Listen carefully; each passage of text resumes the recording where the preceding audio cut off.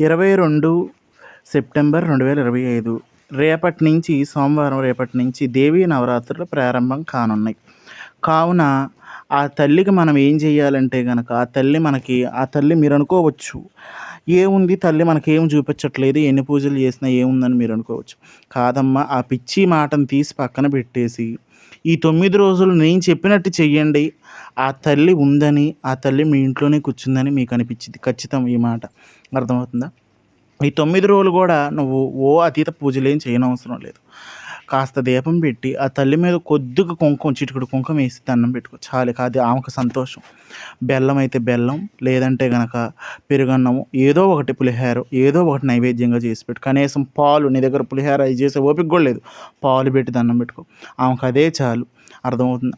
నువ్వు ఈ దసరాకి చెయ్యి, ఈ దేవీ నవరాత్రులు చేసి వచ్చే సంవత్సరం ఇదే సమయానికి చూసుకో.